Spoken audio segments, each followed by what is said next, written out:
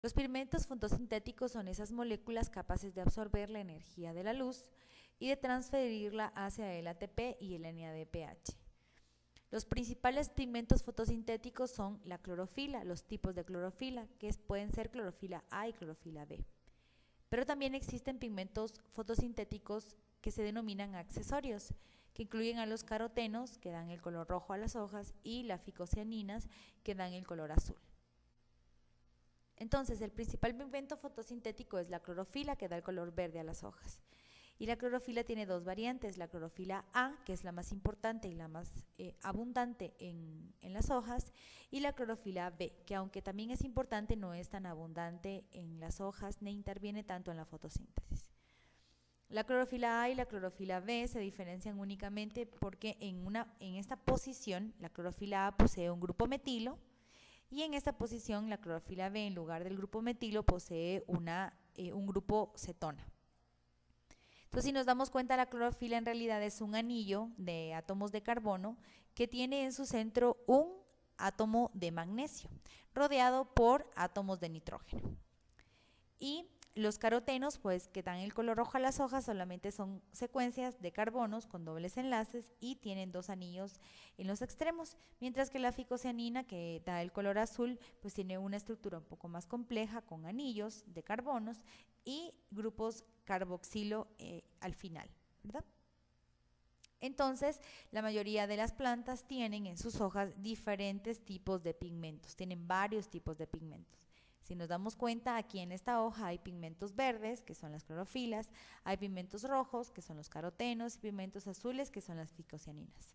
Básicamente, las plantas en sus hojas tienen varios tipos de pigmentos porque cada tipo de pigmento es capaz de absorber diferente fracción de la luz. La clorofila puede absorber cierto segmento de la luz, de un rayo de luz, mientras que el caroteno puede absorber otras y en diferentes proporciones. Por eso entonces las plantas tienen diferentes tipos de pigmentos.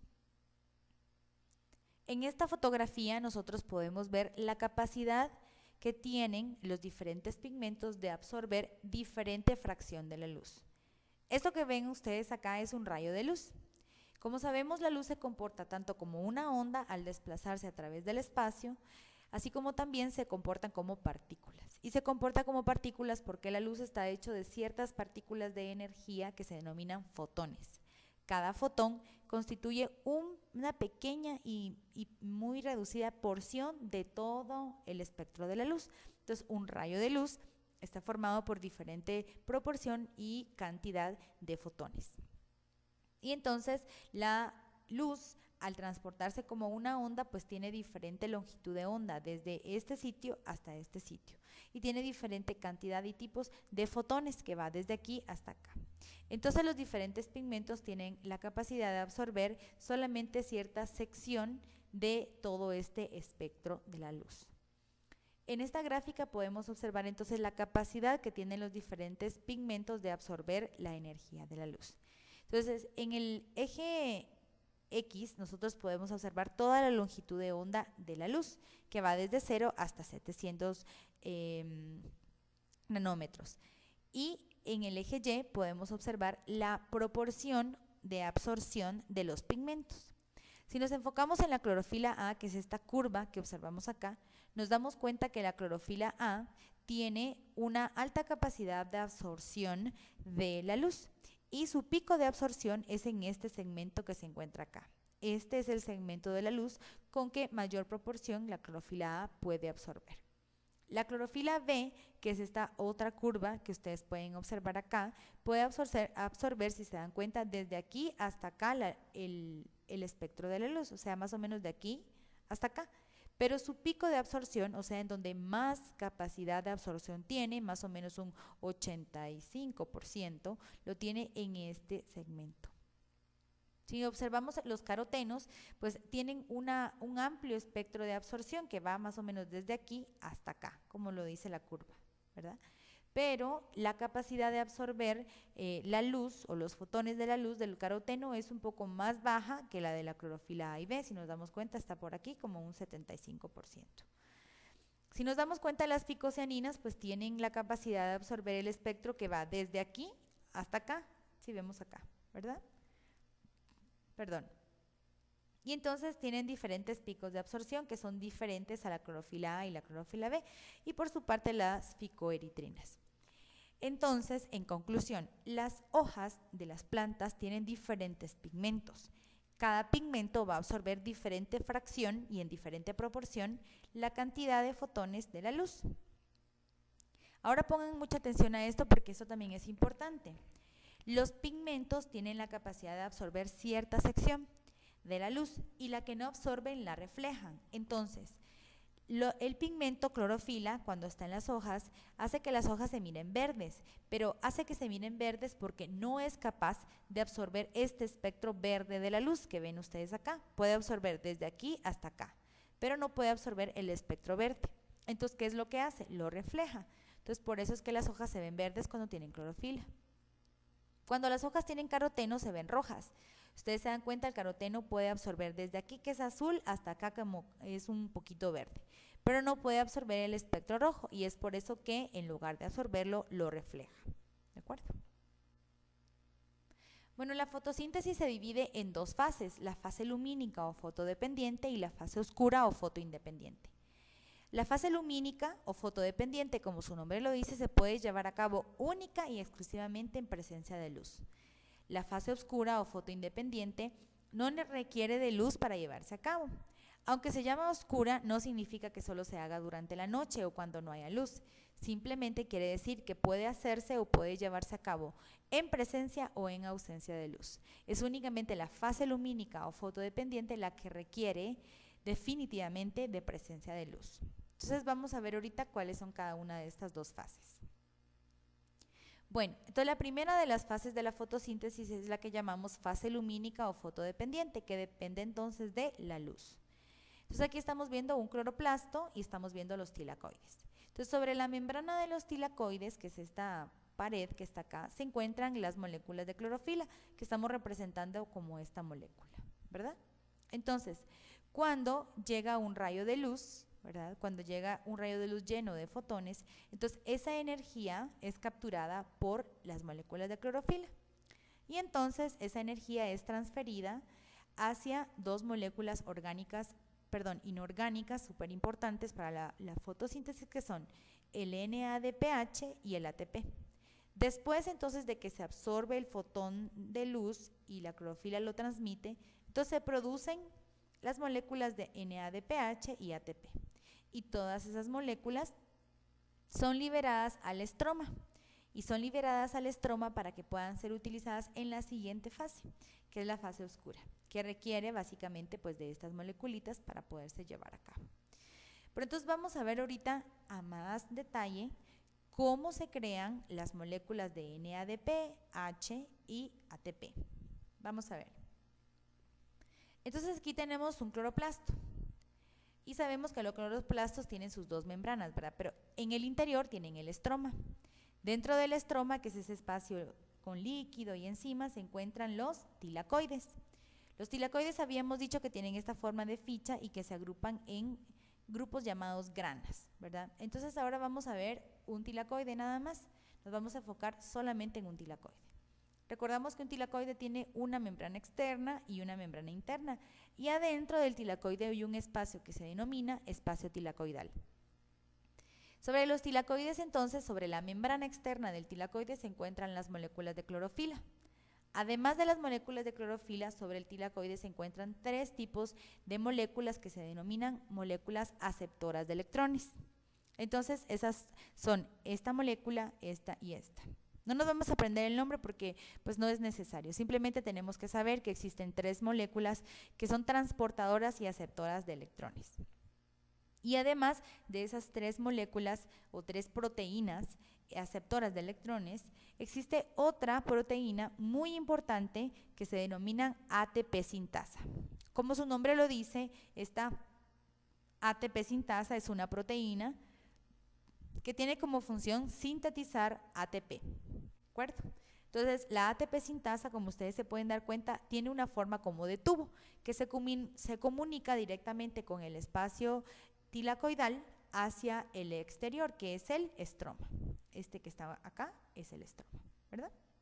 Y entonces la ATP sintasa es un tipo de tubo que se conecta entre este espacio tilacoidal y el estroma.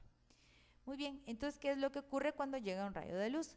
Cuando llega un rayo de luz, la clorofila absorbe esa luz, absorbe un fotón, y entonces al absorber esa luz, ese fotón de energía, lo transmite hacia un electrón de uno de sus átomos.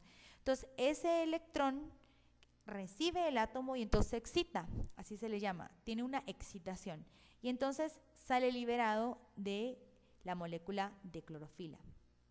Se libera lleno de energía ese electrón. Entonces, ¿qué pasa con ese electrón? Básicamente ese electrón va a comenzar a pasar a través de las proteínas aceptoras de electrones. Al momento en que va a pasar por cada una de esas proteínas aceptoras, esas proteínas van a utilizar esa energía que les proporciona el electrón para bombear protones de hidrógeno más hacia el interior del espacio tilacoidal, así, se van a bombear hacia adentro. Va a pasar de esta proteína hacia la siguiente y le va a dar energía. Entonces, esta proteína va a aprovechar esa energía para de nuevo agarrar un protón del exterior e ingresarlo en el espacio interno del tilacoide, de esta forma. Ingresan y también la otra molécula o la otra proteína aceptora de electrones, cuando el electrón llega hacia ella, le da energía y entonces esta proteína utiliza esa energía para bombear este protón hacia adentro del espacio tilacoidal, de esta forma. Entonces, cuando ya se acumulan muchísimos protones en el interior del espacio tilacoidal, se crea lo que se llama un gradiente de concentración de protones. Ese gradiente de concentración de protones es como energía en una batería, es una energía acumulada. Entonces, al acumularse muchísimos protones de hidrógeno, ellos necesitan salir del espacio tilacoidal. Entonces, ¿qué es lo que hacen? Salen a través de la ATP sintasa. Entonces, cuando ya hay muchos, salen a través de la ATP sintasa hacia el exterior.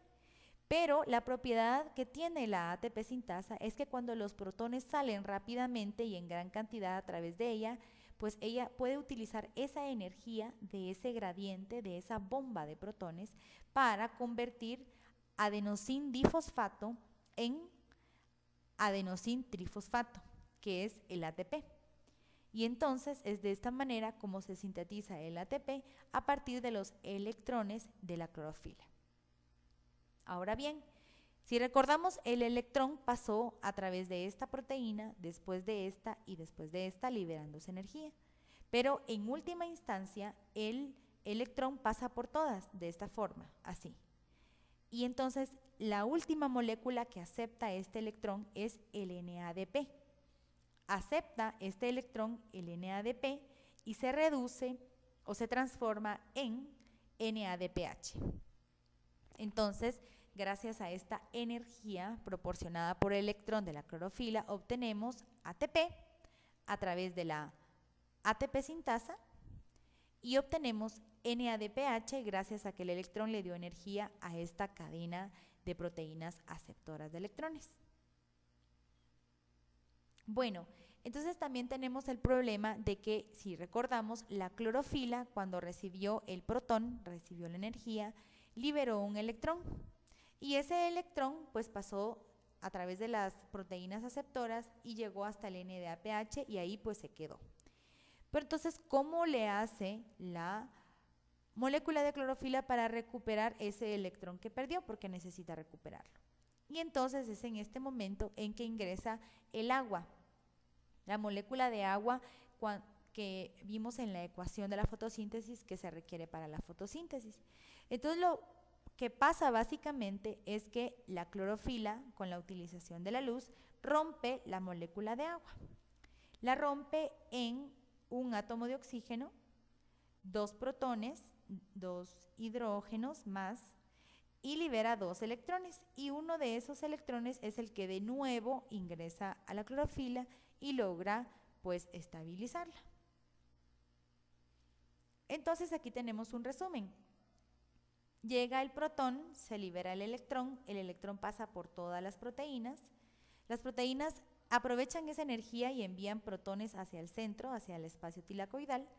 Cuando ya hay muchísimos hidrógenos, entonces se forma una bomba y esa bomba que empuja protones pasa a través de la ATP sintasa y esa energía que se libera en el paso de este hidrógeno hacia afuera sintetiza ATP. De ADP obtenemos ATP. Después de que el electrón ha pasado entonces por todas estas proteínas, finalmente es aceptado por el NADP para convertirse en NADPH. Y entonces tenemos las dos moléculas energéticas que se forman en la fase lumínica. Pero entonces la clorofila ha perdido este electrón. ¿Cómo lo recupera? Lo recupera mediante la utilización de la energía de los fotones. Lo que pasa es que lleva a cabo un proceso que se llama fotólisis, rompimiento de moléculas de agua usando energía. Eso significa fotólisis. Lisis es rompimiento y foto es energía. Toda la energía de la luz rompe la molécula de agua en 2 protones de hidrógeno, 2 electrones y media molécula de oxígeno, o sea, un átomo de oxígeno.